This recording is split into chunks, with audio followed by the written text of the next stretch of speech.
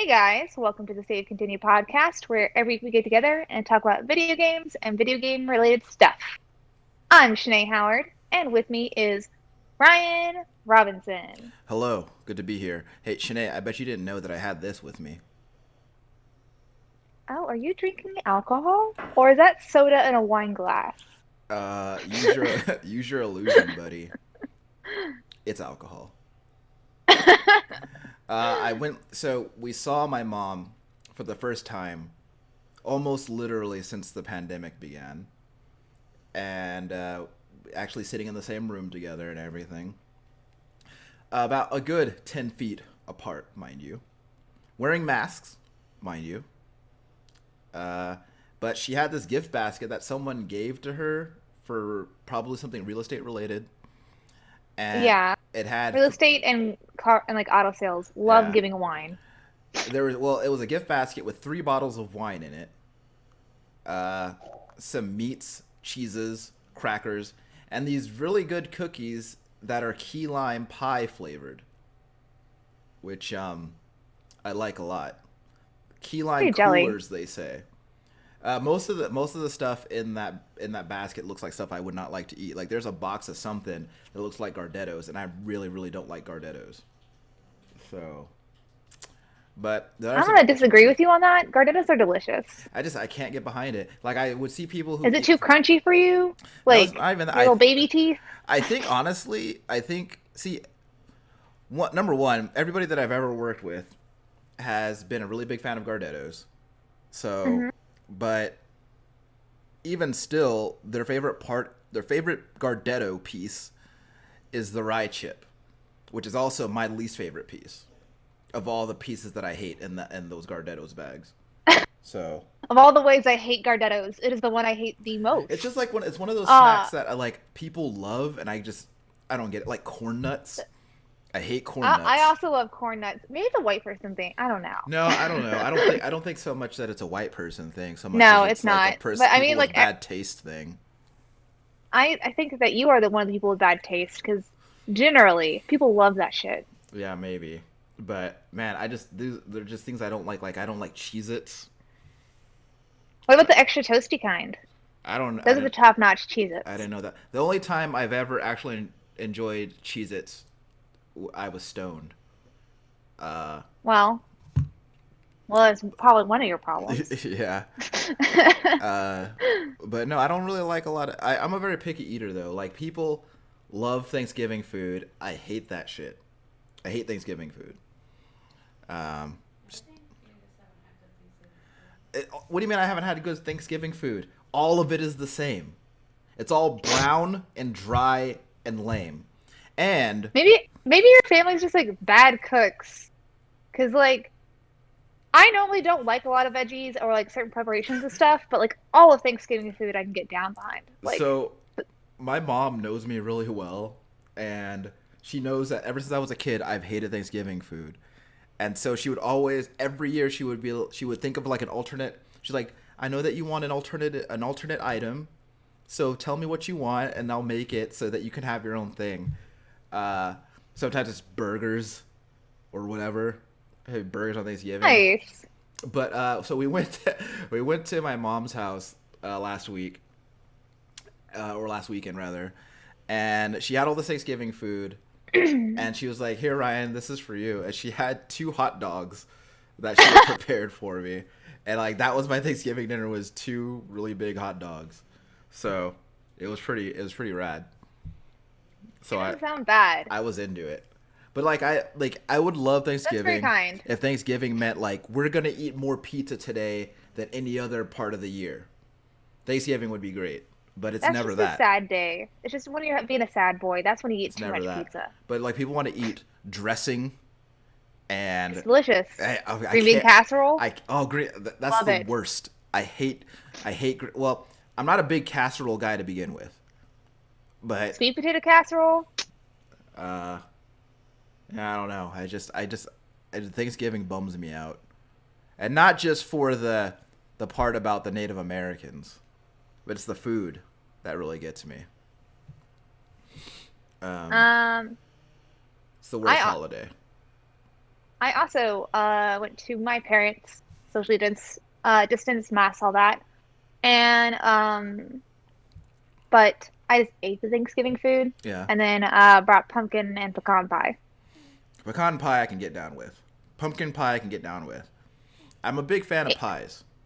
I'll eat. HEB pumpkin pie, great. I had someone like talking mad shit to me about like they're like not making a pumpkin pie. I'm like, yeah, I'm picking it from HEB. They're like, oh, well, that's fair. Yeah. That's okay. That Yeah. is the acceptable store-bought one. Yeah. So I just recently found out that pear pie is a thing. I didn't know that. So I want to try a pear pie. I've had baked pears, but now I want to try a pear pie. But pies are the best dessert. So next Thanksgiving, I want all pies. I want an all pie Thanksgiving. That's what I want. Like a turkey pie. uh, So a pot pie, yeah, we're just essentially. gonna eat. We're gonna eat frozen pot pies for Thanksgiving. And honestly, I would be cool with that actually. If someone was like, "Hey, come over to my house for Thanksgiving. We're just having pot pies," I would actually be all for it. But it's the And other it shit has a that I don't lot like. of the like Thanksgiving food in it, just in Yeah. a different way. Well, that's the thing too, is that it's like I also like everybody loves mac and cheese. I cannot stand mac and cheese. I don't know. I'm gonna make you some mac and cheese I don't again know. today. What about the Hawaiian rolls, like the sweet rolls? Those are good, but they're not like those are. That's another thing about Thanksgiving is that all of that food exists year round, right? So why do we have to pick this day to put all these boring ass foods together? Because A, they're not boring ass foods, Okay, and B, um, tradition at this point sure, and family memories. sure, And C, like people do try to diet and watch what they eat. yeah. So some people do really live for the holidays where it's like, I'm gonna eat all this shit. Speaking of dieting, I've lost over 20 pounds. Yeah. Yeah, It's from not eating all that Thanksgiving food. yeah, and or like not eating. I don't know. I've been eating in moderation a lot, and I've been making sure I'm not ingesting too many calories. I am doing intermittent fasting, uh, and all that. But I started at 220, right? Which is, I was getting to be a big fella, and now I'm below 200 pounds. So, go me. Yeah. Yeah, I'm not gonna go out like so many people in my family have. I'm in it for the long run. So, It's good. but Um, that's where I stand on that stuff. well, yeah, because we don't get extra lives in like this thing, I you mean, know. some people believe differently, but I believe Fair. you only have one go around. But yeah, what games have you been playing though? Speaking of which, so I have actually been playing quite a few games this week. So we're still playing Assassin's Creed Valhalla. Um, that game is really big.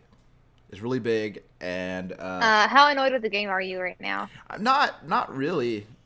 So I'm trying to get the platinum in that game, and it's got a couple of really dumb trophies that like I'm just like what are we doing here? Like there's a trophy that What is there's, the point? well, there's a trophy that involves you you have to be on fire, right? And Okay. while you are on fire, you have to kill 3 enemies without breaking their shields while you're on fire. Like what the hell is that? Like most of the other trophies that I've encountered so far have been pretty reasonable, but that one is just dumb. And I want to get it out of the way so that I don't have to worry about it. Because that's the thing is like everything that I'm doing, like thinking about that trophy is just nagging me in the back of my mind. And I feel like I have to just I get need that one I out of need the to way. find some fire and then 3 guys without shields. So what I've been doing is no, see, like that's the thing is they have to have shields, I think. Uh, What? but like, so there are guys that have shields that are made out of wood, which dumb, and there are guys who have shields that are made out of metal, which can't be broken. And so, Yeah, if we learned anything from the 3 little pigs, we really want that fortified. right, and another thing too is that like the trophy also requires that enemy be at least 40 levels above yours, so that they register as a hard enemy or an overwhelming enemy. And so what I did, or what I tried to do, which didn't give me the trophy. What I tried to do is I stood on the roof of a house that had a straw roof. I took out a torch, threw the torch down onto the roof so the roof got nice and hot, and I stood in the flames while shooting while shooting my bow and arrow at fellas. The game didn't see, like, I killed 3 guys, but the game was like, no. You have to get these 3 guys, not those 3 guys. So it's been a time, but sounds infuriating.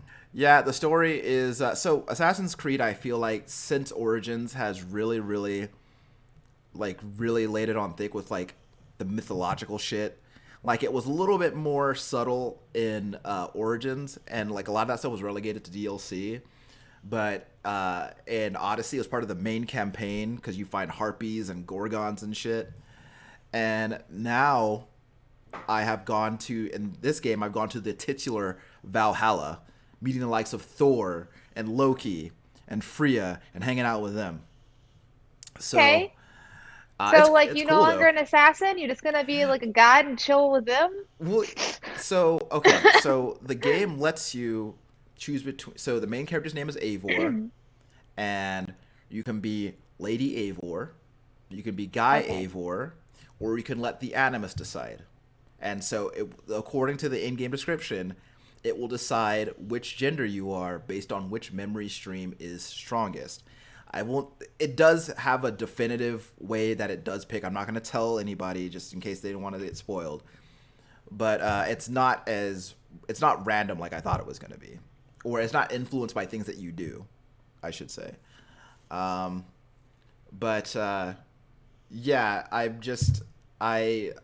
you play through it, and you're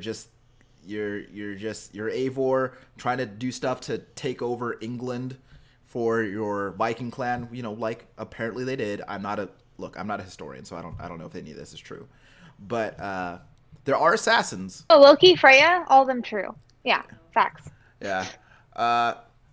Hold on.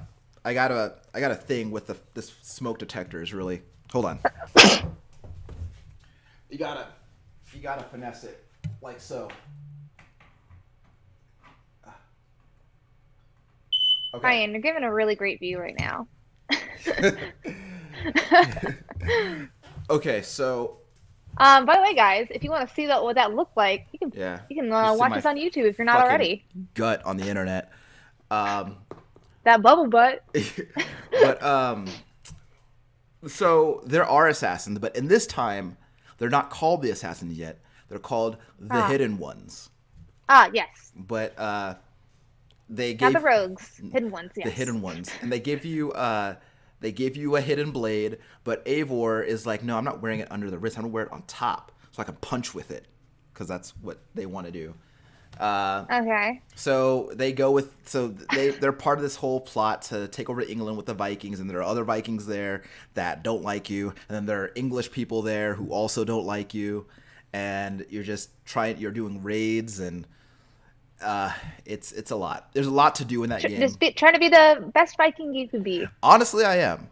I am. But the game is cool so far. I do enjoy playing it. I think that there's so much side stuff that I'm kind of running into the same thing that I ran into with Odyssey, where I'm putting a lot of hours in the game because I'm at over 50 hours at this point. But I'm pretty sure I'm nowhere near done with the story because I've just been doing so much side stuff. It has you doing all these collectibles, and there's all these side quests. So there's a lot to do. Is it like where like all the enemies scale up with you, or is it pretty easily where like if you do a lot of the side quest and like then go back to the story, you're just gonna demolish it? Like you're already past that. So the map is broken up into like recommended, like each area of the map has a recommended level attached to it. Okay. So depending on where you are, and what level you're at is gonna determine how easy or difficult of a time you have with fighting the enemies in that area. True. But yeah, it's a lot of game, and I feel like this is it's seeming longer than Odyssey at this point, which is I feel like that's the trajectory that Assassin's Creed is going. We're just gonna keep making the games bigger and bigger and bigger until at some point, I feel like at some point they're going to go into the realm of it being like a live game to like with the likes of Destiny and things like that, where it's just persistently online. There's always shit to do because they're already trending toward the whole games as a service model. I guess you could make an Assassin's Creed MMO. Yeah, I was. Kaylee had mentioned that kind of recently, and I was like, that sounds awful. Yeah, because then everybody's an assassin, so it Yeah. doesn't fucking matter because you just know that everyone's trying to kill I you. mean, if we're all assassins, none of us are. But It's just how it's how the culture is. which, by the way, we found out through doing a little bit of independent research that Oh. that Eivor is actually a traditional Scandinavian girl's name. So we were looking on we were looking at like I've read a couple of comments from Norwegian people who are like, it's really weird to play as the guy named Eivor because it's like playing as a woman named Bill. And I was like, and it's funny. Love that. It's funny because like as Americans, that sounds like a very masculine name to us, but based on their conventions, apparently it's a very feminine name. So, but gender is a construct, so stay woke. But so I've been playing that, and I defied myself, and I purchased Borderlands 3. Oh. Time goes away for a little bit and comes back to Borderlands.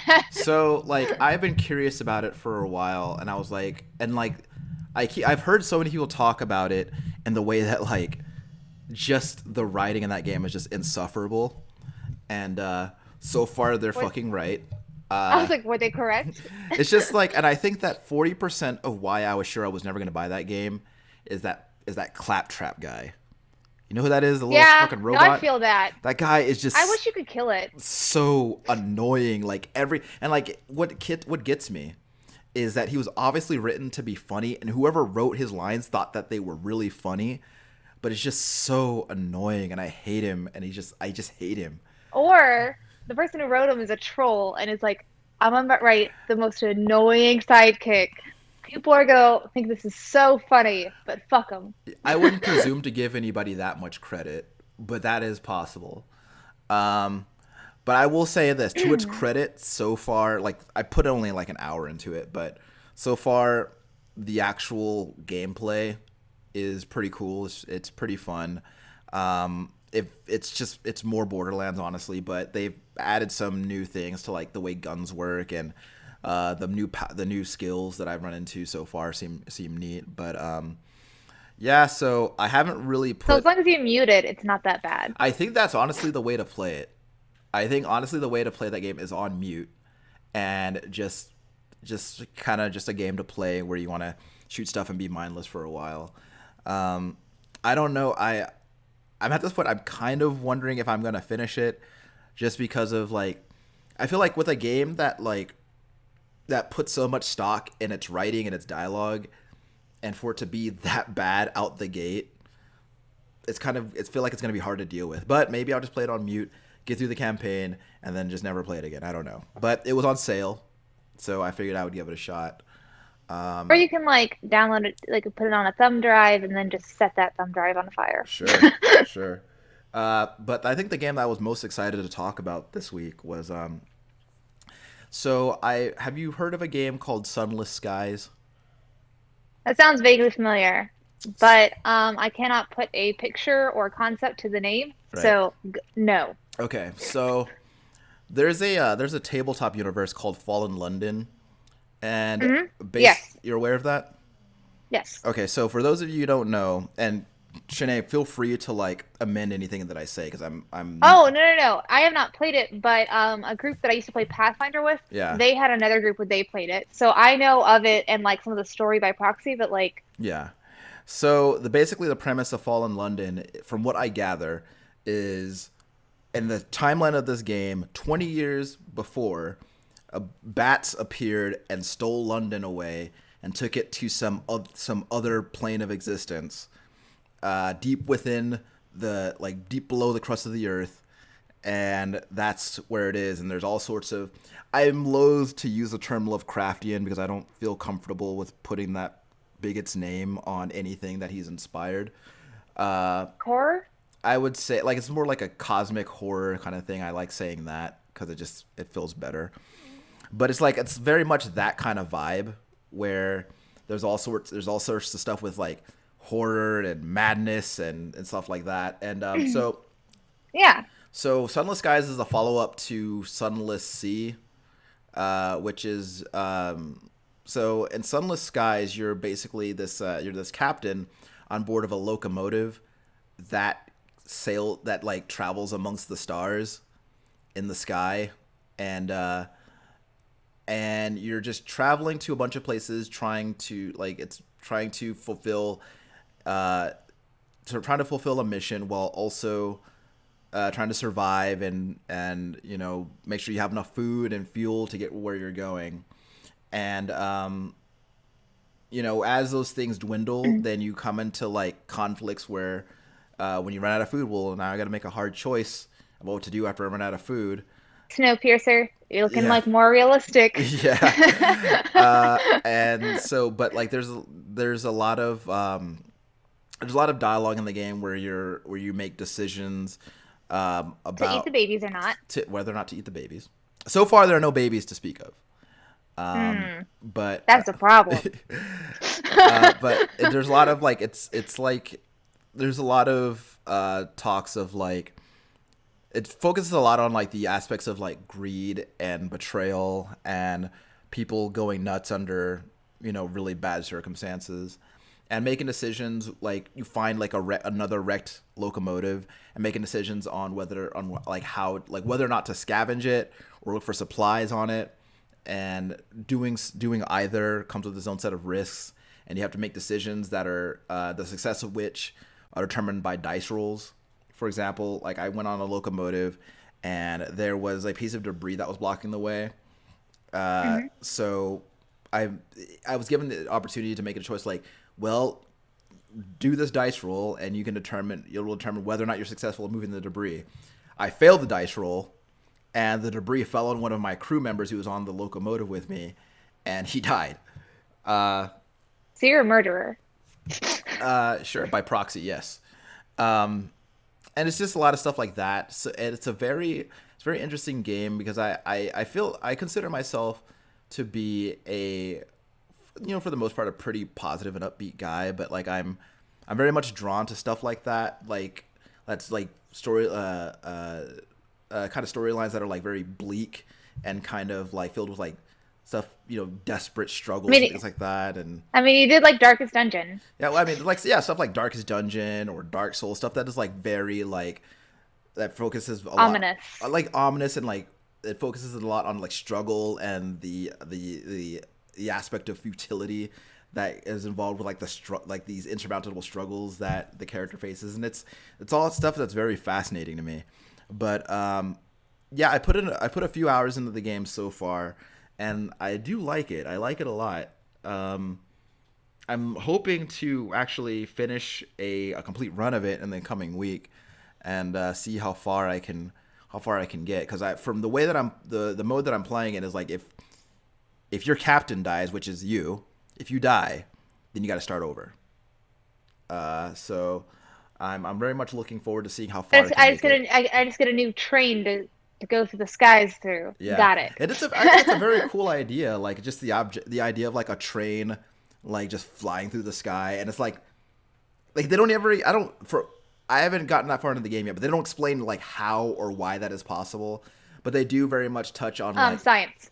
Well, I don't know. They touch on the idea that like a lot of like stuff from the old world doesn't really apply. Like time isn't really reliable because like the time in one spot could be different from another spot, and there's a whole thing where like there's this group of people who are in charge of like making sure all the clocks are saying the same time, and Gotcha. it's a really neat game, and I think that I would like to see more games that like are based on things like this. So Sunless Skies. There's a bunch of tabletop games I've played that would like make really good video games, and then like like the Warhammer tabletop one and like Yeah. all the Warhammer games that have happened. I mean, people love them. Yeah, and I think the big problem with like, because I think that Warhammer is a really good like I don't know a whole lot about Warhammer, but like from a surface level, from what I've seen of Warhammer, I was like, man, this is like all really good video game material. But the problem, I guess, a lot of other people had that idea too, which is why there are so many fucking Warhammer games, and it's hard to know like which ones are good because they're all over the place because they just give that license to anybody, I So, guess. and yeah, I played like one of the MMO and like I was like, and it was probably my least favorite time, at least like socially in an Yeah. MMO ever. Everyone was so mean, and Well, I was just like, I have to I imagine mean, like that. I played LOL. I tried playing. I mean, those are MOBAs, but I tried playing LOL. I tried playing Han. Yeah. Warhammer was so mean. I just feel like, well, it's because it's likely. My guess is that it's likely full of people who also play the Warhammer tabletop game. So they're just like, well, if you don't know what this is, you're fucking trash and you're an idiot. Or it's people that just got too too mad and WoW. Yeah. Everyone hated them, and they're like, fine then, I'll go to this other game and gatekeep this game. I just like anybody ask for help or I try to like interact with and be like, hey, like they were just like nobody was down, and I was like, all right, cool. What's I fun? guess this is What's funny is that that's one of those MMOs that came about like in a post World of Warcraft world where like most MMOs that came out after World of Warcraft were like doomed to fail. So it just seems it can't like be stopped. it just seems like those guys were all up their own asses for no reason really. Uh, Berto just spent 6 days trying to get this like fire horse thing. what's what does it do besides exist and be on fire? It is a mount. It is Okay. a skin for a mount Okay. that, and that's it. I see. Okay. And for like 6 days in a row, he had to go to this like one spot there, Mm-hmm. and then put a horseshoe on this horse that would show up every like 2 to 3 or like 1 to 2 hours. I think it's 2 to 3 hours, and for 5 minutes. And you have to do that every single day for 6 days and like put a horseshoe on this horse. That's just And so like it so just Bro would just like have to go like camp out somewhere, and then like people, and if like he missed it and there wasn't like a lot of people around, then he'll go do something else and then come back. But like you don't know when that 5 minute time span's gonna happen. yeah, I feel like World of Warcraft, especially. Like, look, I haven't played World of Warcraft for a while, but I remember it being so full of like just bullshit like that, and like just so many fucking time wasters. Like, I remember Have to come back. Yeah. well, there was that We're like doing it. We're doing it so nobody can just like stay on the service, and you know they'll have to take breaks. No, you bitch, you're doing it so we have to come back. yeah, and like and also like I have gotten to the point, and I think and Assassin's Creed has really kind of just pushed me to the tipping point with this stuff, where I think that quests with drop rates are trash. I remember a quest in that game where they wanted me to get the hooves on some animal, and like not every animal gave it to me. And I was like, I can see the hooves right there. Just let me have them. You mean to tell me that this thing is walking on those hooves, and when it dies, those hooves are no longer available for me to take? That doesn't make any sense. I destroy them this many times, Yeah. all four. And I feel like Cool. if you're gonna do a drop rate, don't like make it like something stupid like 20%. Just I don't know. I have a whole rant about drop rates and how bullshit. I think that was just meant to pad out my subscription to make me stay subscribed for longer, and they got me for 7 years. They got me. So Uh oh yeah, were you playing? I didn't kind of started talking about that, but was there anything else you've been playing? I'm back into Mortal Kombat. Oh, that too. Yeah. Yeah, I'm back into Mortal Kombat, and I am surprised to find that I am still garbage. So, I don't know why that's surprising, but but yeah, I'm I back mean into that. So it's cool. I'm into it. I'm excited to be like I had fallen out of love with Mortal Kombat for a while because I felt like for as well made as that game is, it was lacking the character that I felt Mortal Kombat 10 had. And but I'm back in it and I feel pretty good about it, so we'll see how long this lasts. who's the guy you've been playing as? But you're like upset that you're playing as him? Oh no, The I'm not. the newest DLC, So guys. I'm not playing as Rambo, but Oh, I've seen a lot but of. you wouldn't be mad to play him. I just don't understand why he has to be as good as he is. That's not okay.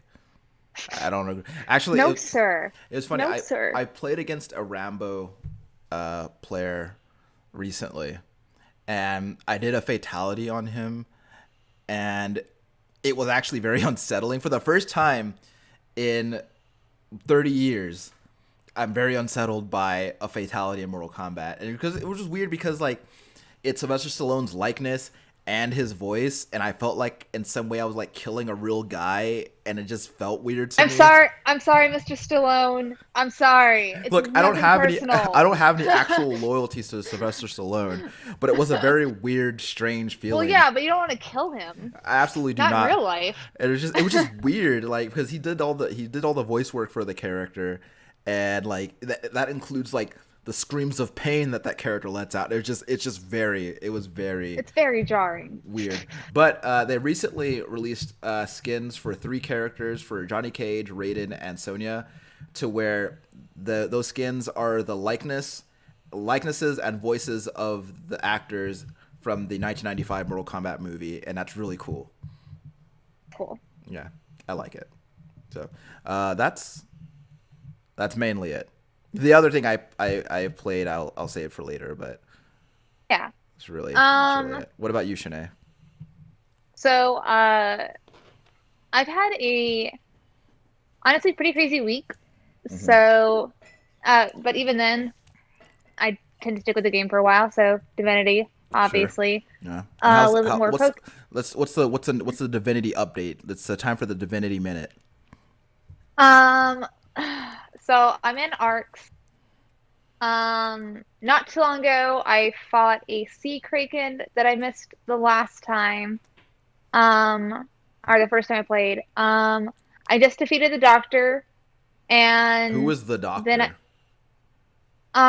um, so what was he doing? Oh, he's a demon. Cool. He was I cannot say the name. It's like Oh, it's not AFRMVKD. it's Like, not for human tongues. yeah. Well, he has a demon name, and His name is uh, Damon.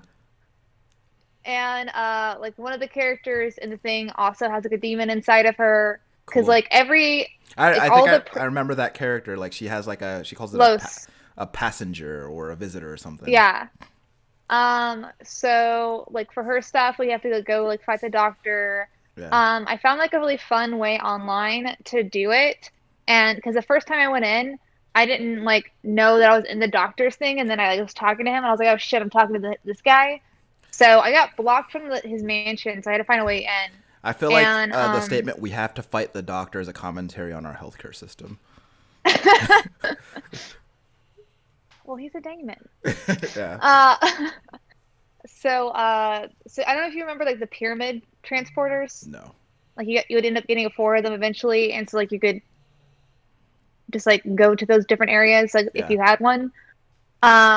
So I put one inside of this like fish crate, and then I had like a scroll where if I like cast it on this barrel, it would go to the doctor. So I put the transporter there, and then just transported my ass to his office.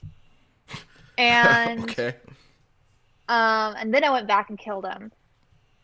Cool. And then This game sounds wacky as hell because I have no context for any of this stuff, so it just sounds like I it know. sounds really I was wacky. like, so the sea kraken and the doctor were only a couple hours apart. Like less than 10 for sure. And then in between that, I came across a wedding that had been attacked by void creatures from some dwarves, and I had Uh-huh. to go talk to like the groom because of the queen of the dwarves, Justina. Uh, some shit's going on with her, and I had to go talk to him about it. Sure. So like that's also a thing that happened rapidly. I've said it before, like I know other people have had it, like it is so much like Dungeons and Dragons, Yeah.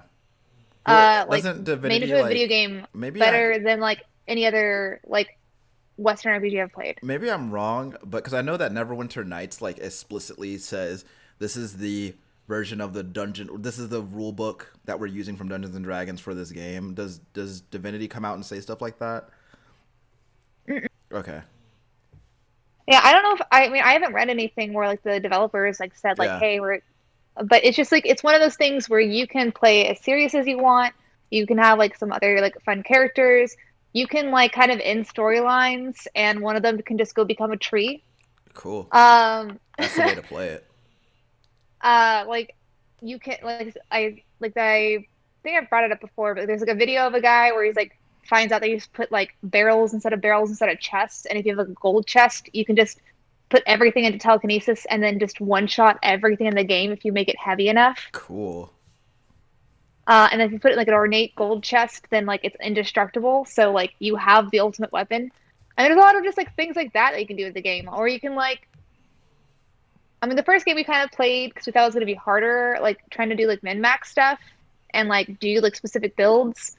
But now you can just kind of do whatever. So my character just, me and Berto's game, because it's just so overpowered. I Yeah. just have all of the things.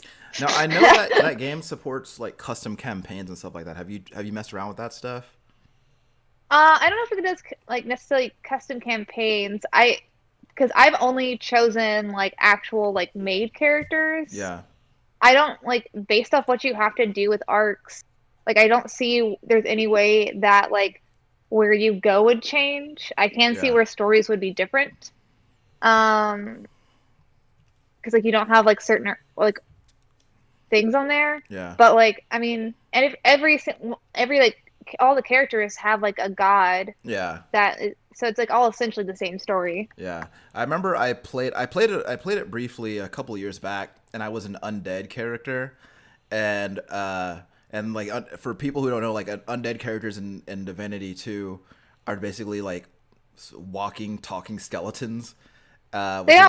which is very cool. But like the thing about about playing is I had to make sure that my face was covered at all times, otherwise Yeah, people would freak 'cause out. otherwise they get yeah, everyone gets scared and scream and run away. Yeah. Also, like poison stuff heals you. Death fog can't kill you because you're a skelly. Yeah. It is definitely not shown in China. Yeah. Yeah. That game is probably outlawed in China, but I mean, there's a lot of skellies. But then also, I think I mentioned it last time. My mom and dad got an early Christmas present. They got a Switch. They're sharing. did you get that set up yet? So yeah, I talked to them multiple times. They got it set up.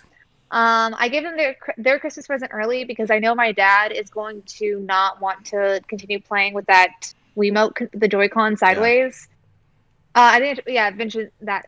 So I gave him the Pro controller, which the newest Pro controllers are so nice. I want a new one. What's the difference? Just like the buttons. There's like a back like trigger buttons. Oh, cool. Now, like on the hand thing, and then there's like a couple other customized buttons on the bottom, and then also the texture on it's different. Cool.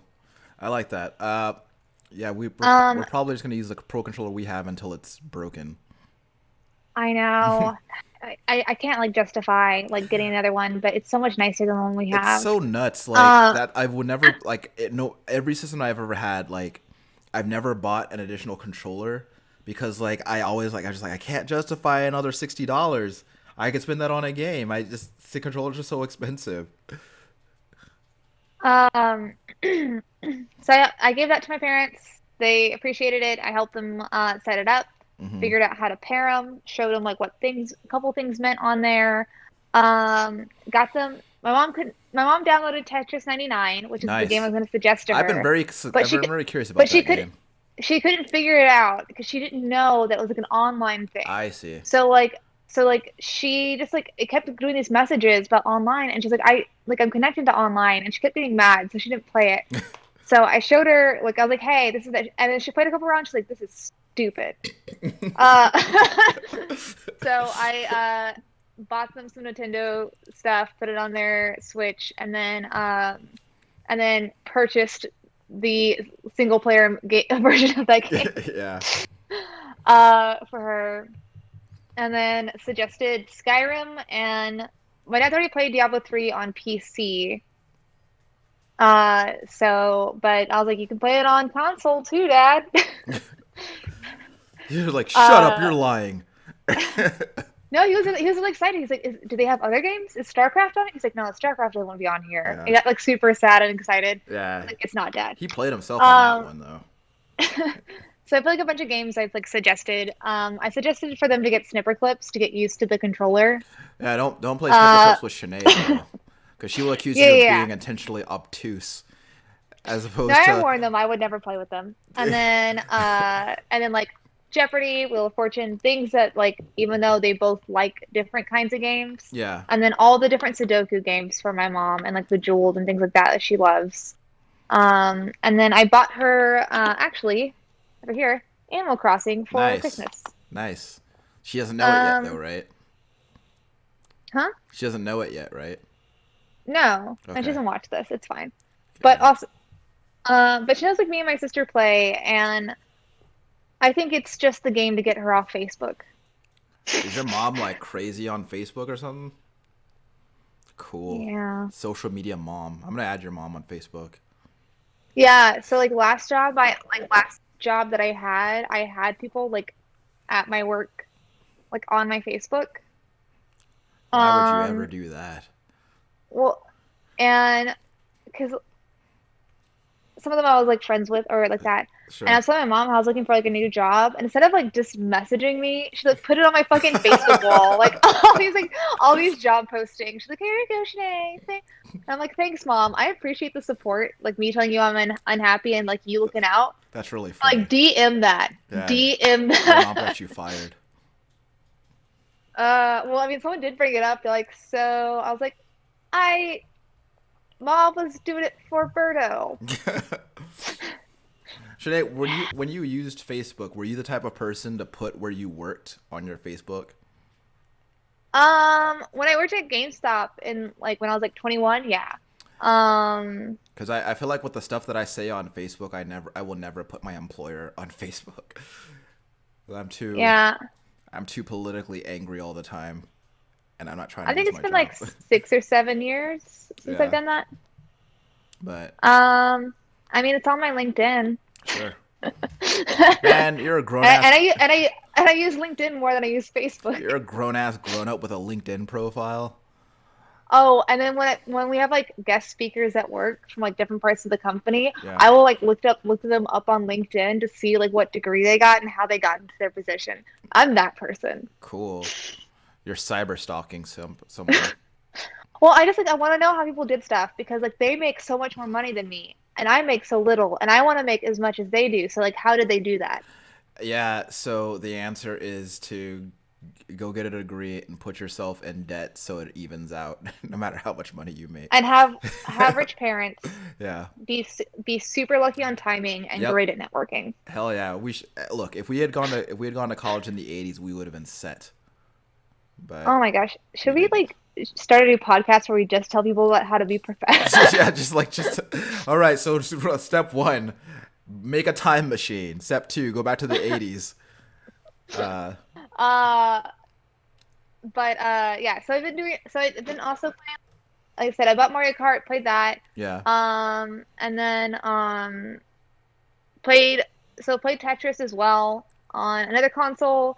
And then yeah, that's about it. Mm, Honestly, like uh I've been pretty busy with work. I've been doing a pretty exciting project that hopefully will shortly bring me more money. sure. Um and then like but probably would be like long term. But and then just holidays and everything. Yeah. Right on. Well, Doing customer service during Black Friday. yeah. That's not me though. So I'm feeling pretty Yeah. good. I mean, you should enjoy it. Yeah. Yeah. Not a I good existence. yeah. I will never. I don't remember the last time I got caught up in Black Friday stuff at a job, but I don't ever want that to be my day again. Uh, yeah. I mean, it's definitely not as bad as like GameStop times. GameStop times I got spit on. Yeah, Shanae, I think both of us are at a point in our lives where I think it's now time for us to formally put GameStop behind us. I worked at GameStop 10 years ago. I'd like to bury that part of my life.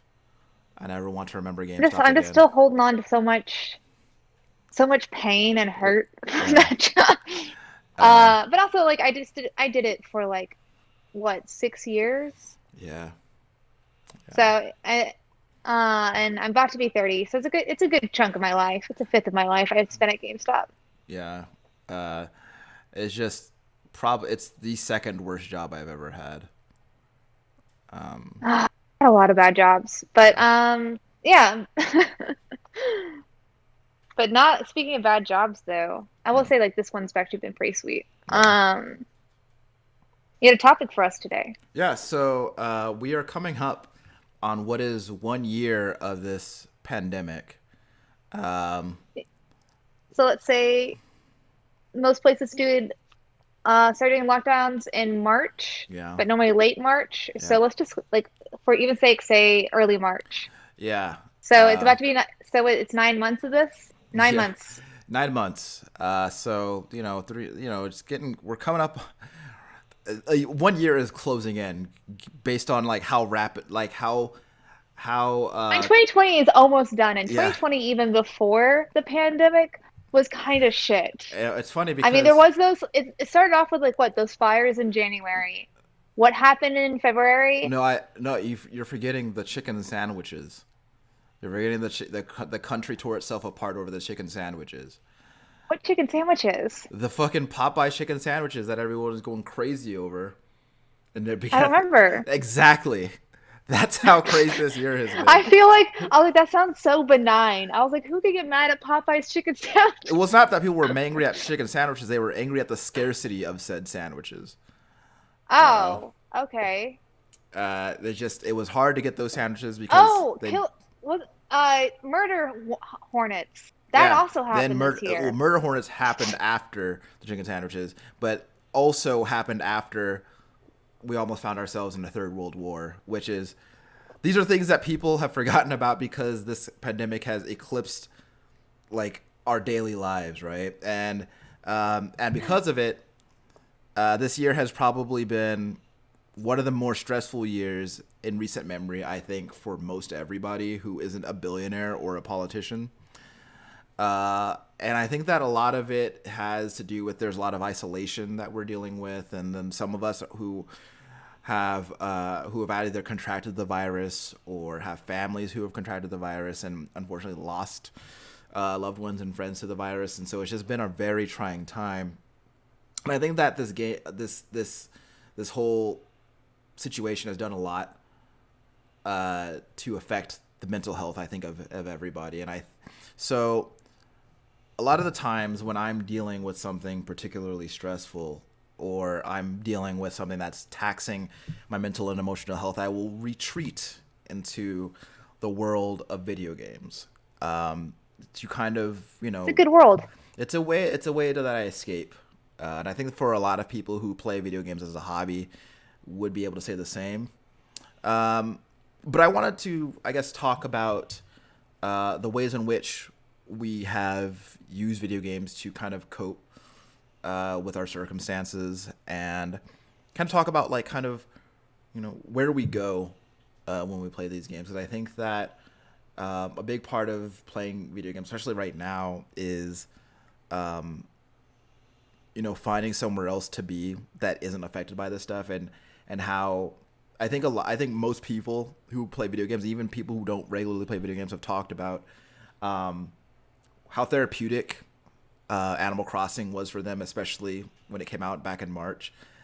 And Yeah, no, it saved so many people.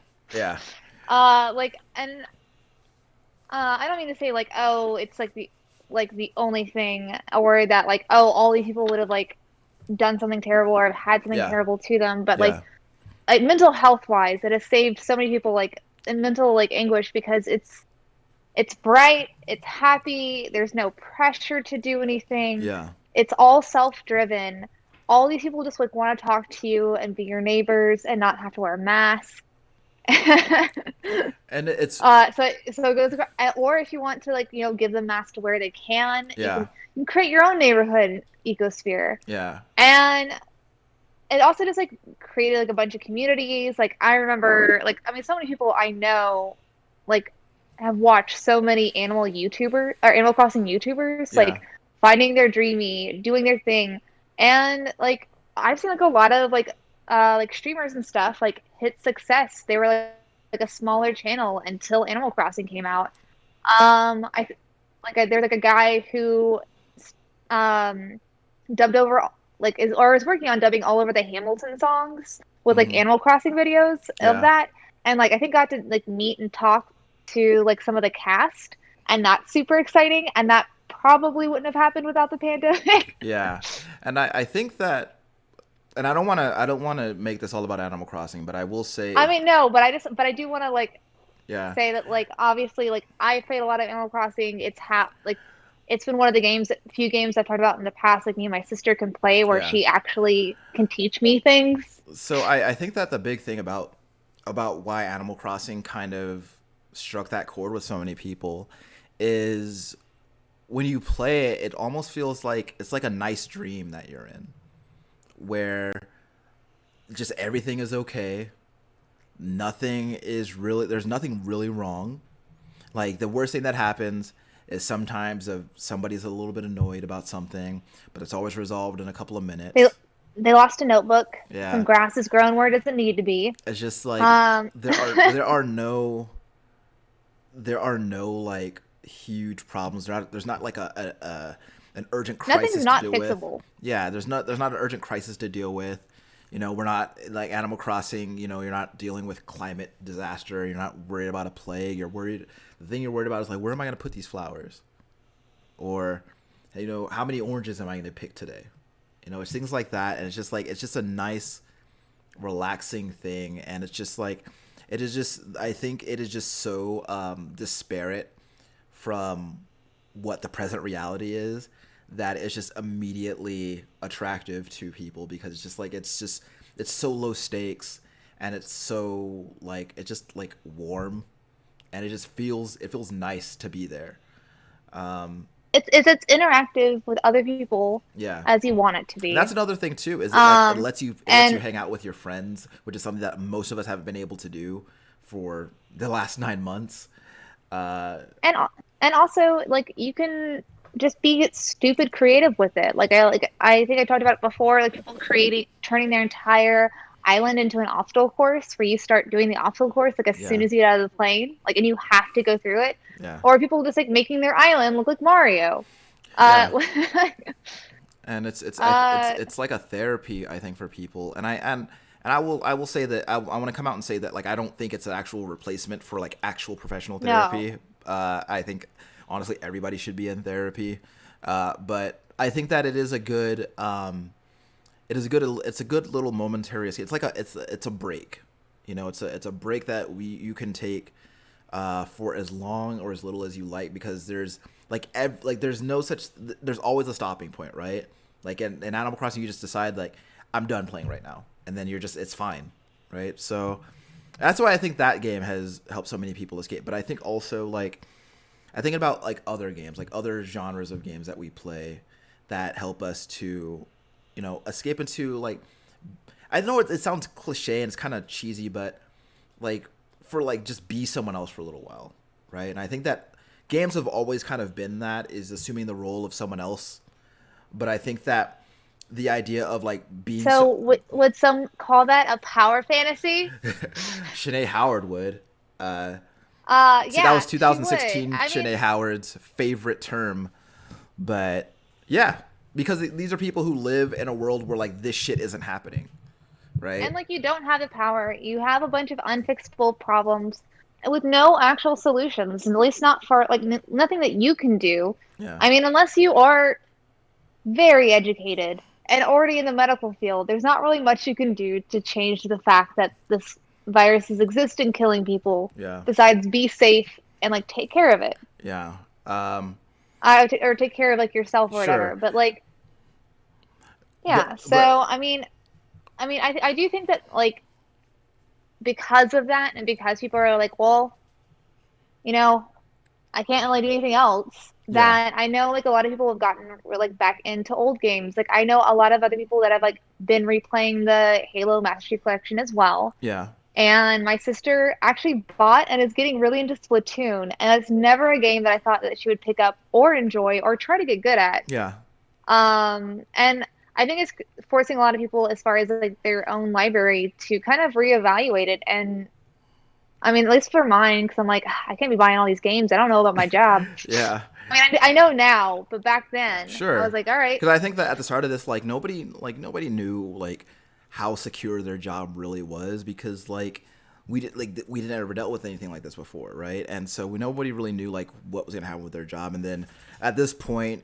you're able to make a determination of like a better determination of your job security. So, but I think this has been like this long period of like staying indoors for people who enjoy video games as a hobby has kind of allowed them to really to kind of de-stress, has allowed them to kind of rediscover the hobby a little bit. For example, just last night, Kaylee hooked up a PS3 in our bedroom, and like it's weird, right? Because like we have a PlayStation 4, the PS5 is out now, but like it's weird. It's weird and honestly refreshing about how excited I was that PS3 was hooked up, because it's like, look at all these games that like either I didn't get to play or I haven't played in such a long time. And now I can just play them, and I can play them in bed now.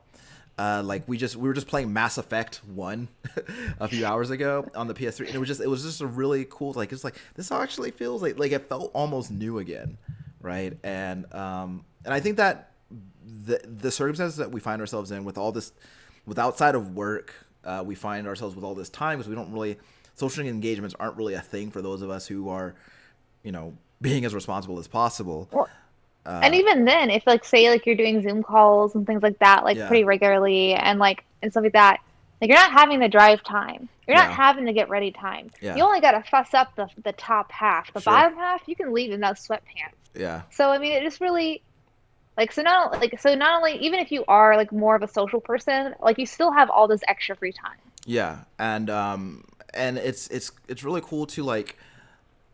It's really cool to like look back on these games and be like, look, I can play these games that I never had a chance to or never had time to go back and find. And I think that, again, I think it's very attractive to be able to inhabit a world or a universe where the shit that we're dealing with isn't happening. And I think that it's good to be able to have that kind of break. And I think people find that in all different ways, right? Like if you like books, you escape into your books. If you like movies, you escape into your movies. But for people who really enjoy video games, I think that it's really nice to be able to find these little pockets of like fictional existence where you can be just like, well, look at this giant crowd of people that I'm in right now. There's no communicable virus to speak of, and so it's like, this is a very low stakes situation.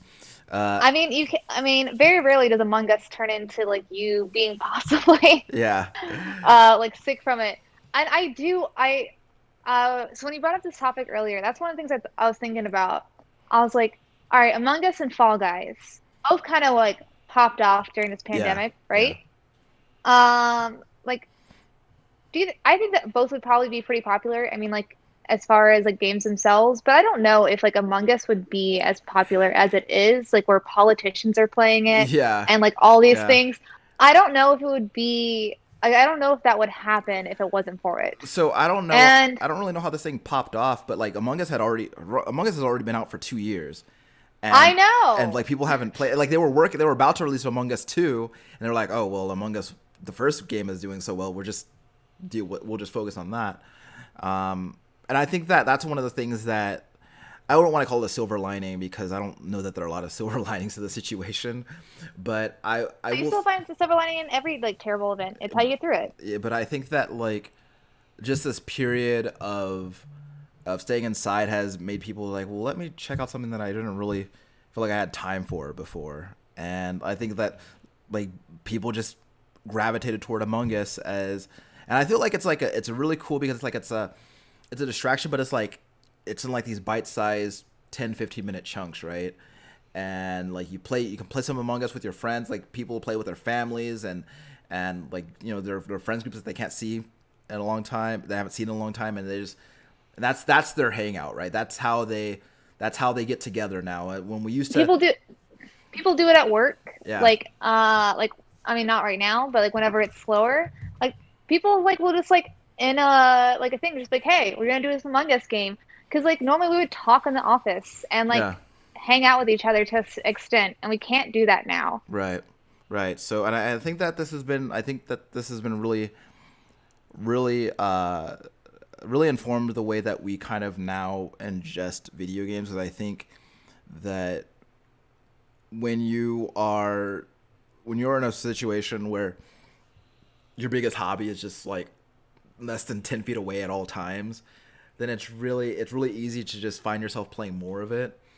But I feel like it's helped me, because I remember at the beginning of this whole thing when I was getting really, really scared, like in April, and like March and April, when I was like really, really scared about the future and what was going to happen. I think that, Yeah. like, being able to turn off the news and just like, well, I don't want to keep looking at my phone and seeing this shit that's like really, really, really, really like stressing me out. And so like, let me play my games to like deter me from that. And I got to the point where I guess now we're 9 months in, and you know, when I feel myself feeling anxious about, you know, where the future is going, and you know what's gonna happen, what's next month gonna be like, I play my game, and you know that worry doesn't necessarily go away, but it becomes a lot more bearable, because now I'm really focused on you know what I'm doing in Valhalla or Mortal Kombat or what have you. Like having, like, especially games like Valhalla or games like Mortal Kombat that where I have what I believe to be like tangible goals that I can shoot toward, to kind of just let me focus my attention on this and away from the goal of, for a little You while. feel strong and badass while you're doing it. Yeah, like, because I think that like the whole idea of constantly being worried about, like, man, I really hope I don't catch this virus, like that constant worry is just, it's exhausting. And so having these few hours to think about not that, but instead, you know, what, like how the story in England is going to unfold with these Vikings, or landing, like focusing for like 3 hours on like nailing this combo that I want to perfect. You know, it's just things like that help distract me from it. Yeah, and I do find, like, this is just like personal experience so far with this pandemic. I do feel like very much like less that I shouldn't be spending as much time playing video games as I did. Yeah. Because there's times like I'm playing, I'm like, shit, like I gotta go do this. My mom wanted me to drop off this. I Yeah. gotta go like stop at this store before it closes. Like I have to do all these things, or like you know, I'm obviously like not working at home, so I'm like, oh shit, like the laundry needs to be done, this needs to be done, this needs to be done. Now that I work from home, and I'm terrified to go outside. Yeah. Uh, like I'm just like, you know, like I don't have anything else to do. And I do feel like I'm kind of like enjoying it more and paying attention and not like multitasking as much when I play the games. Like, Yeah. because before I'd be like on my phone and still like checking it, like while playing God of War. I would like pause it to like do stuff of like, oh shit, like, I gotta go run this errand, or like this Yeah. person like is drunk at the bar and I gotta go pick them up. Um, yeah, like none of that happens. So I do feel like for me, at least, like that anxiety where I'm just like, oh shit, like I'm not doing enough, has helped a lot when it comes with playing games and Yeah. reading books too. Yeah. You know, Anytime I sit down too long, I'm always just like, shit, I think part of should I it be is doing that something? like you feel safe and responsible staying home and playing video games, as opposed to like going out Yes. to a bar with your friends. Like I and that's kind of like one of the things I that mean, there's no one to look at LinkedIn, like no one to look up at home. yeah. I already know what mine says. I know what Berto says. And that, you know, like, it's like, look how responsible I'm being. I'm staying in here playing PlayStation while my friends are out at the bar or whatever. Well, I mean, not my friends, but like acquaintances, maybe. Sure.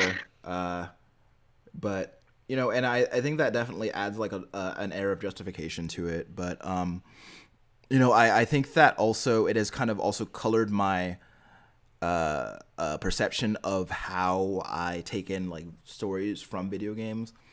Like I wonder, I can't help but wonder if some of the stories that I've been watching in these games would have affected me the same way if I weren't in the state that I'm in, is like mentally and emotionally as a result of all this Obviously shit. not. I'm not gonna say I'm not gonna give any spoilers, but Miles, like after playing through Miles Morales, I was like, holy shit, I'm crying right now because this shit is so emotional. And granted, like I've cried playing video games before, but I'm not 100% certain if like this particular. I think it would have moved me in some way, but I don't know if it would have necessarily moved me to tears the way that it did. And I think that comes from a little bit of an increase into vulnerability that I have because of everything that's going on. But it helped. Also, like with the Black Lives Matter, Yeah. Yeah. in like the U.S. and stuff, and like all of that, like the police brutality and like all of that coming out. I don't know if it would have been.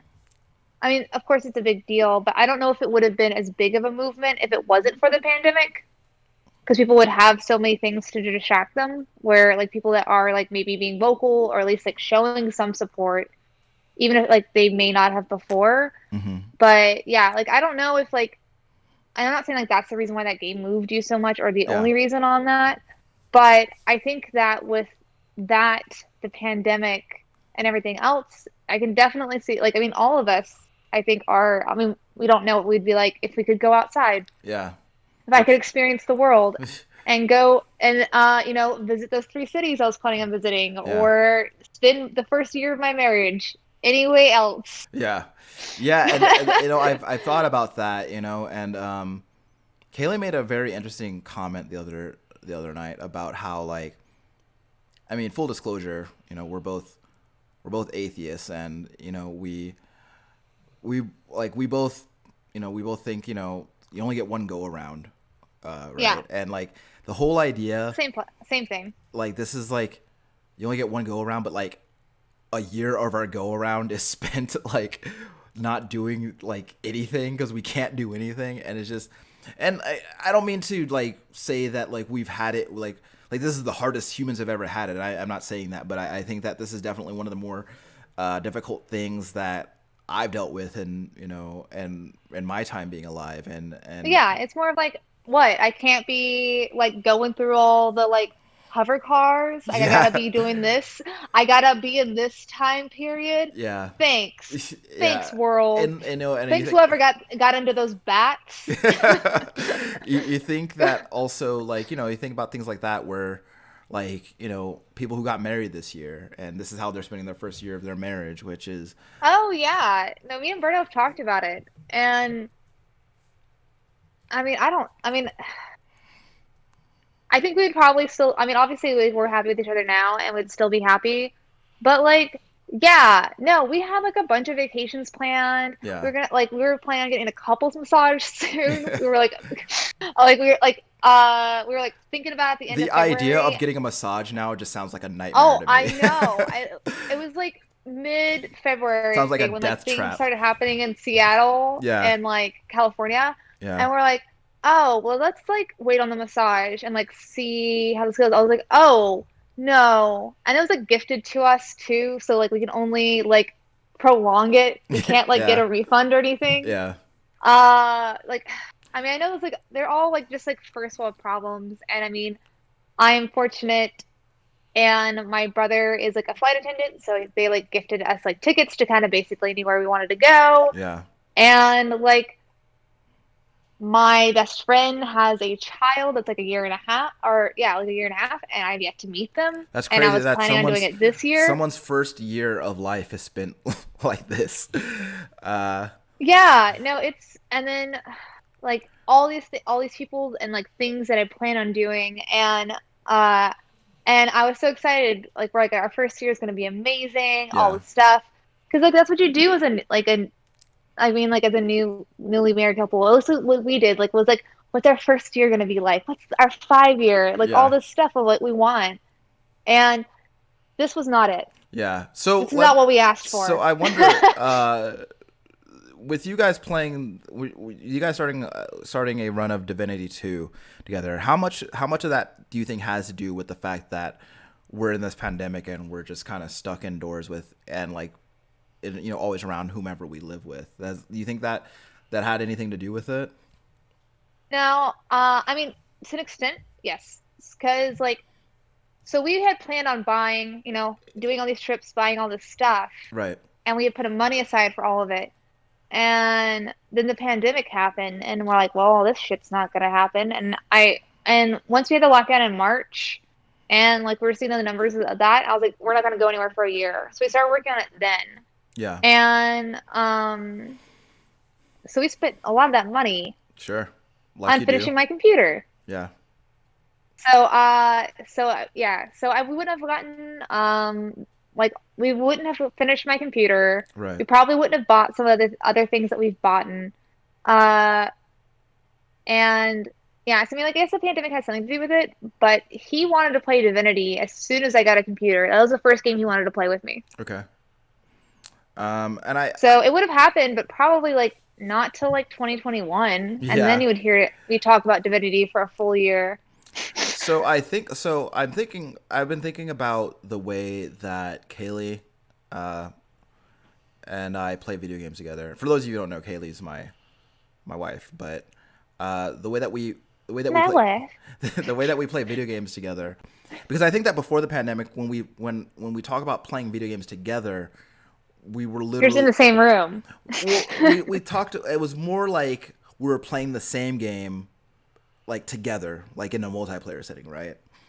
Oh, gotcha. And then so now, when we say we're playing video games together, we mean more like we're playing the same game in the same room, but we're playing it separately, right? Because we like, and I wonder how much of this, like, because this whole trophy platinum chasing thing started after the pandemic began, and I wonder how much of that drive for us to do that is driven by, well, we can't go anywhere and do anything else. And don't get me wrong, it's a really good time because it is fun. Like, trust me, it is very fun getting those platinums. Like, I have more than tripled the number of platinums that I had since before the pandemic began, and it's Hey, I mean, it's better than me. I started the pandemic with zero. I'm ending it with zero. in fact, I would say I more than quadrupled it. And I wonder, like, because we don't, we're at home all the time, and I don't want to misrepresent myself. I'm a homebody by nature, so is she. So we might have been home all the time anyway, but I don't think that Much. yeah, I don't think we would have been home as much, because I think that a lot of it, like, we go to work every day, but when I say go to work, I mean we get out of bed and our desk is right there because this is what we're living in right now, and so our video games are still always like at arm's length, and so we have the ability to constantly like be grinding through these trophies like during downtime at work, and I wonder how much of that of our ability to do that has been impacted by this pandemic. And I think that like the feedback loop and the like that injection of dopamine that we get when we get those trophies is kind of also helping to offset the kind of the anxiety that we have about the circumstance that we find ourselves in. Because I think that even like before the pandemic, like, yeah, I had a passing interest in getting trophies, but like I never actually like it was very rare that I played a game. You thought that they were cool, for Yeah, sure. yeah, but like it was very rare that I would play the game with the express intention of getting all the platinums, right, or getting all the trophies in the game.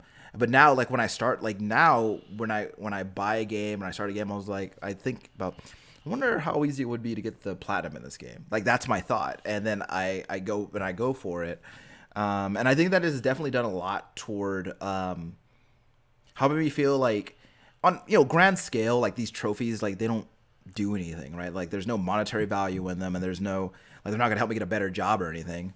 But there's a feeling of like I feel like I accomplished something. Like I feel like I was productive towards something, and I think that's really helped as far as kind of offsetting the general feeling of it that I think a lot of people are dealing with is like, well, I'm at home all the time and I'm not feeling very productive because I'm just at home all the time. I can't really go out and do anything, and I'm just sitting around. And I feel like working toward those trophies has made me feel more productive. Like I feel like every time I get another trophy, I feel Well, yeah, because like I'm it's a working toward that. measurable, Yeah. measurable goal. Like So it's something that, like, even though you aren't physically getting something, you can tangibly see yeah. how much you've progressed. And it feels like that you haven't because you don't leave your house. Yeah. And so you're like, well, no, I've done stuff. Look at all my trophies. Like, you might have been unproductive during the pandemic, but observe. Do you see these platinums? Though I do,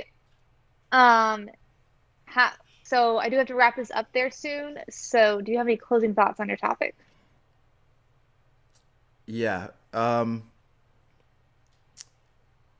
I think this whole thing has hit all of us very hard, albeit in different ways. But if you are somebody who has been struggling with feeling like you're not doing anything or you're not doing enough, just know that you're doing as much as you can, and you should feel valid in that. Waking up every day and doing the things that you need to do as much of it as you can is a valid effort, and don't feel like you are less than someone else just because they might be doing something different or be doing more extensive activity than you. I think all of us are doing what we can. Even if they have more platinum trophies. Even if they have more platinum, like, look, don't feel threatened by me.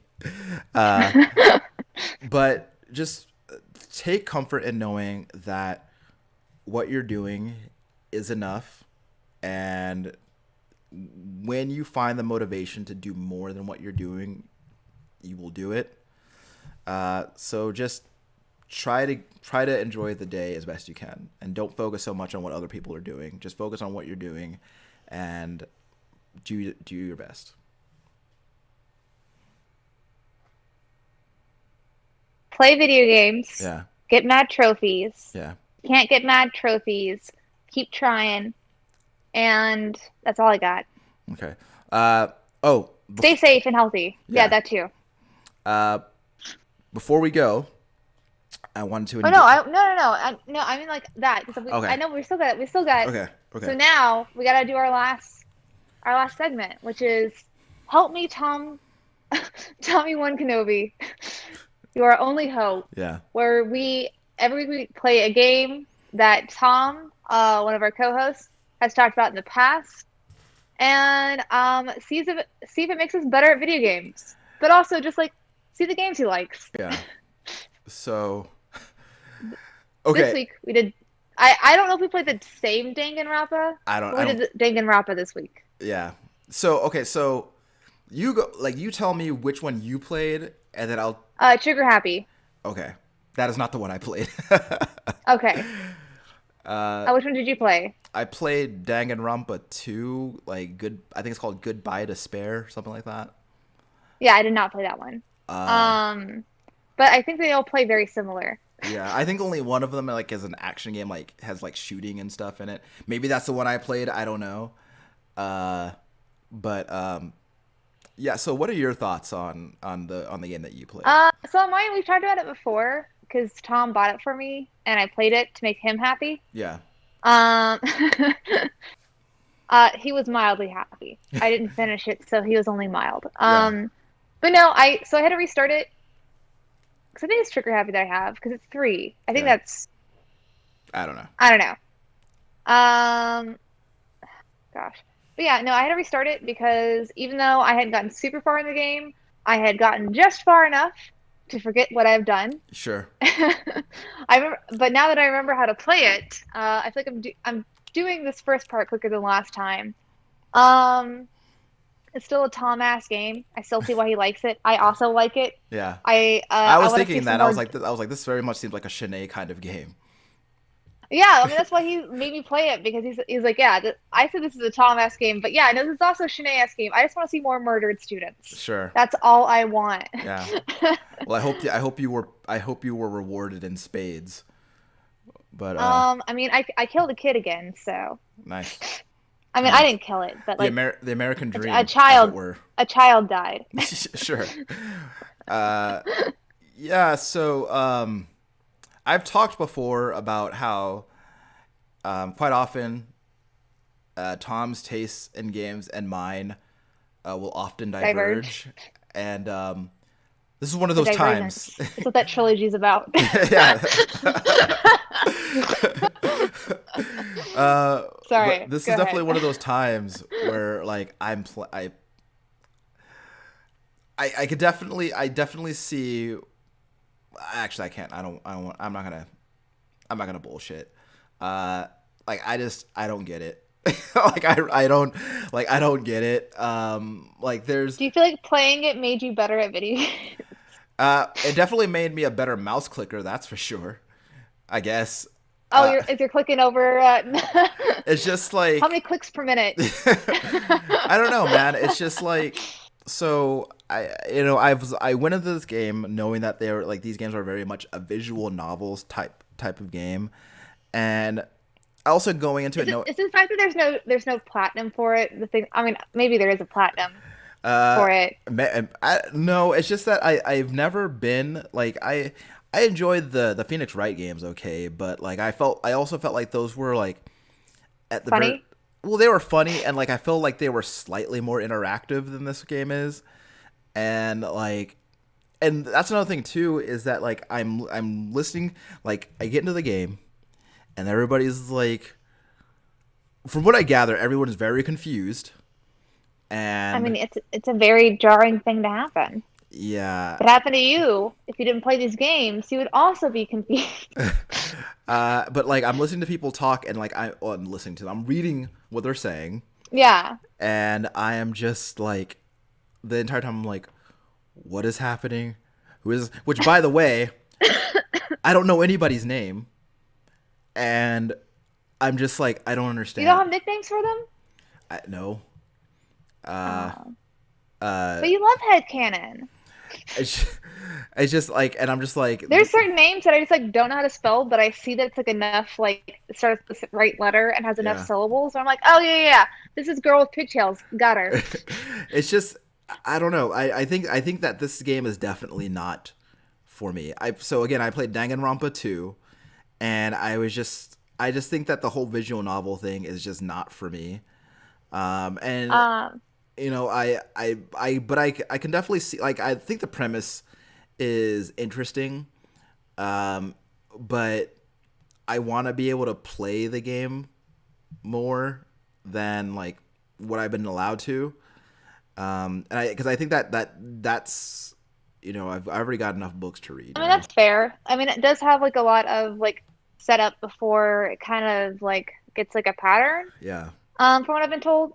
But I will let you know, and anybody who's played Spanking Wrong games can probably like know why. But I still did not get past that part in the last one. I don't know, and I don't I I can't. get I gave it one shot before the show. Yeah. Didn't do it. It's So far, Tom, I appreciate the games that you like, but you're too like you're I mean it's two for two for not getting me past this part in The Last of Us. it's just I don't know. Like I conduct like I play it, and like Tom has always been more into the kind of games that are like I guess for lack of a better term, like kind of off the beaten path. Like he finds something in a game, like he finds something that he feels is novel in a game. No pun intended. I know what? Fuck that. Pun intended. I'm gonna I'm gonna sack up and say pun intended, even though it wasn't intended. But it was just I don't know. It seems Everyone knows how funny or not funny you are, so it's fine. sure. Uh, But this definitely seems like one of those games where like it's different in the way that I feel like Tom has always been has it's different in the way that has always appealed to Tom and has always kind of repelled me, you know. And but I think the thing is like Tom likes something different, but he likes it, and I like this too. Um, to an like extent, obviously in different ways. But I like it where it's different, but it doesn't feel like that's the only redeeming quality of it. yeah, Like I don't want it to be different just to be different. I want it to be like, hey, I want to do this thing. And like compared to other visual novels and like other games that I've played, like Zero's Escape and 999 and like all that, I mean, I don't feel like it is vastly different than other like Japanese-based games that I've played. Yeah. Um, but I do think that it's like super well done, and it is like different enough to like a lot of things that yeah, like I mean, I think it's a Tom-ass game because it is different, but also like the judgment thing Yeah. and And I think that Tom has always been attracted to games that have something about them that is very it's interesting. real judgy. Yeah. Well, he likes things that like He likes Persona. well, like when I hear him talk about the games that he's interested in, like even the games that like haven't come out yet, like he's like, well, this is the interesting thing about that game, and this is why that appeals to me because I think that's very interesting, and I don't he likes when games do something that Well, not a it's lot of games are different but doing. not gimmicky. Yeah, and I think that I'm not making any assertions to the quality of this game. I just think that my tastes don't align with the tastes that are required to enjoy it. But Okay, is so it to cap it off, he didn't help either of us. no? But And I also don't think that a visual novel is a great game to uh, to choose to make yourself better at video games because if you can read, then you're a master already. So. but also some of it is muscle memory. So you got to Sure. remember how to read. Yeah, my eyes have over 30 years of muscle memory. I can read any word. I do think that there is something like to those games, like obviously besides just reading and Yeah, the choice, but it's like the choices that you have to make, yeah, things kind of work. So there is something to be said that Danganronpa has things that are novel or yeah, unique about it, even in that sphere, and in the way that they move compared to other like kind of story yeah. I mean, based like visual novel like s you're games like solving a that. mystery, right? And like you're doing all this stuff to like solve a mystery. So that's like the hook of the game. Uh, it's just that like I feel like in order to really be like in and envelop yourself in that, I think that the game has to kind of grab you like way before that, so you have some kind of investment in like the conclusion of that mystery. But if you are if you are someone who likes to read and you like a good mystery and talking stuffed animals, Danganronpa might be your thing. And murder, and And murder, and murder, and a murder most foul, or many of them, sure. many foul murders. Yeah, foul murders, Um, but yeah, chicken murder. But so that's our show this week. uh, If you want to reach out to us, we have an Instagrams, we're yeah, on Discord. yep, We have if you want to listen to us, we're on like Google Play, iTunes, Stitcher, Spotify. all We're of them. also on the YouTubes if you want to see our faces or in this week Ryan's bubble butt. And why don't you just like go and cut that one part out? So Yeah, and then or you someone's gonna rule can 30 for me. I know it. that's your wife will. Sure. I don't think I missed anything. No, you good. Oh, so I'm good. Yeah, you're good. Bye, guys. Later.